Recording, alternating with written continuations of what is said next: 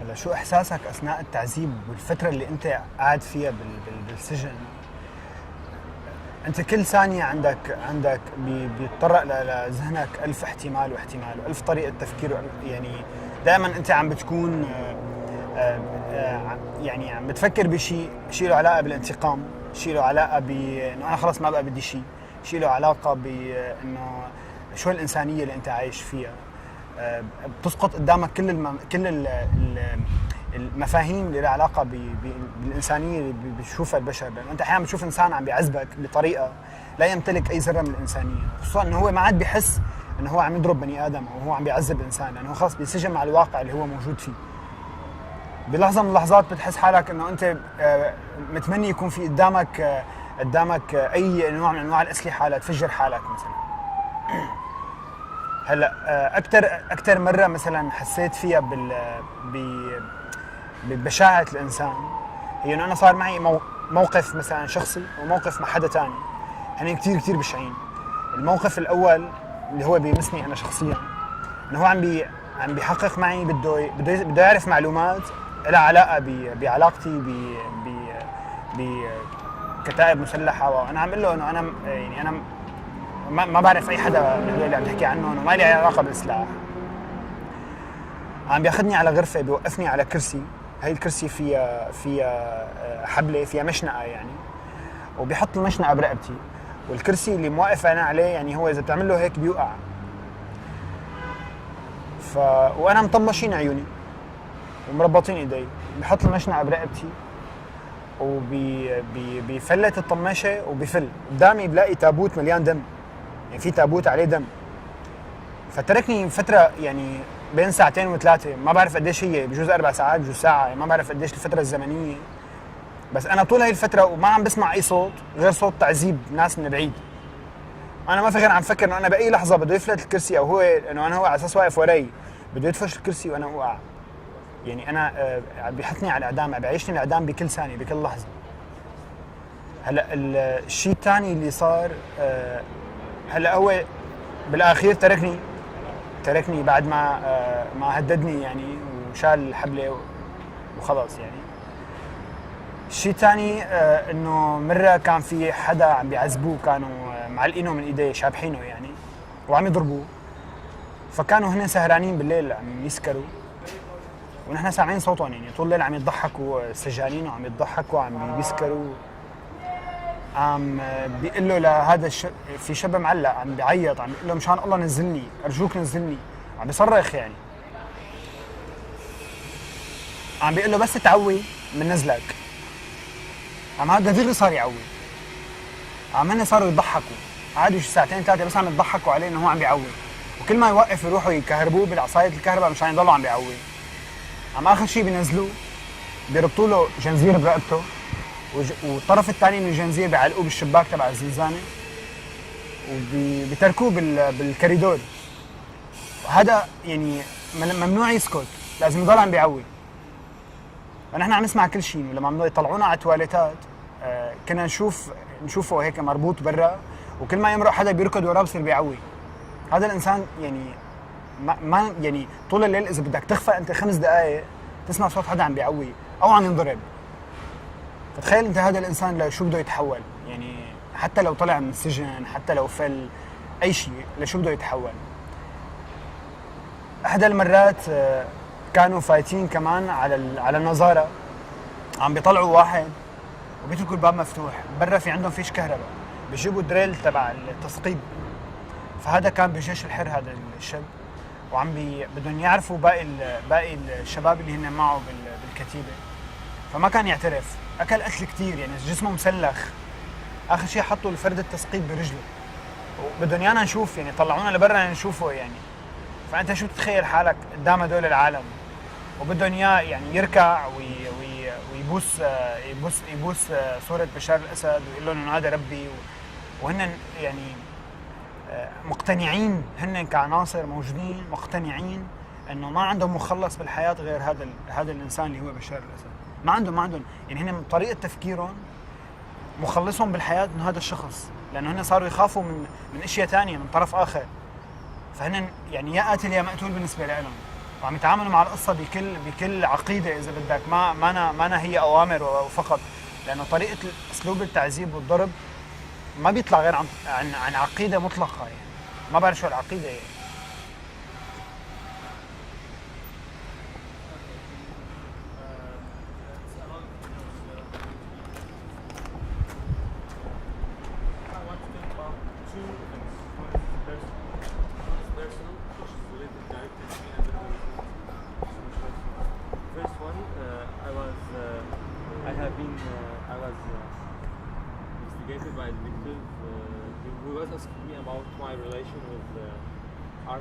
And I don't have any relation with him. So he tried to threaten me. I was blinded, and my hands were what? Tied. Yeah. And he just made him stand over a chair, and he put the rope hanging around his neck, and the chair was not stable. And then he left me for a while, for maybe, I can't remember, maybe 1 hour, 2 hours, 3 hours. And then he just, he lifted the blindfold from my eyes, and then I saw in front of me, of my eyes, a tomb, and this tomb is full of blood. And I always was thinking that if he just pushed the chair from my back, or if I just lost my control, and so I will be in that time. Another thing I want to talk about is about another person who was tortured. This person was hanged by his hands like this, and the detectives and street men were drinking and laughing, and this guy was shouting, please, down. So the detectives said to him that heart like that, looked to the street, immediately saw the heart, then they love down and down. And the problem was 3 times stood, bumping, good, and they decided to use bumping.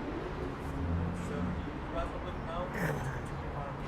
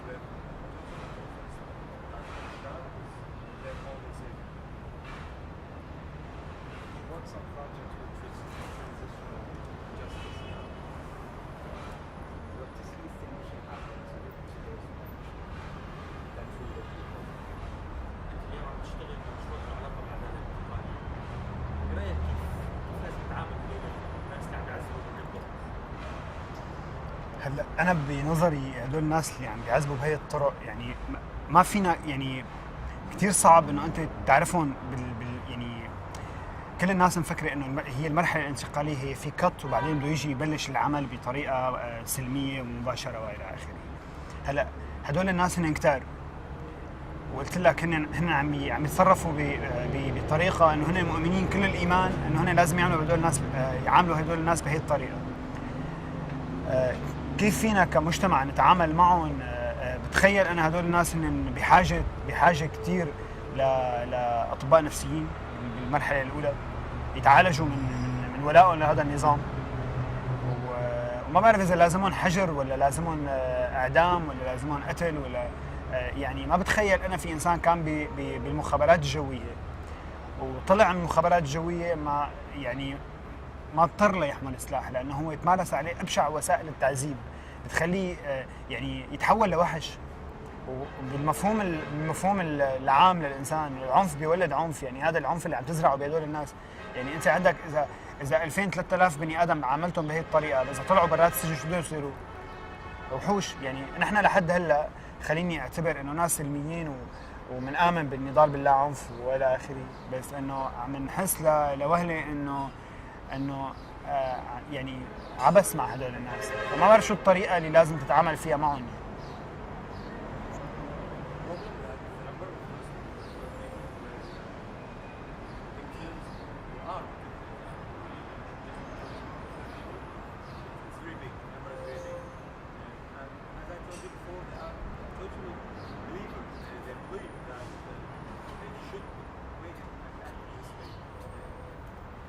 They should torture others.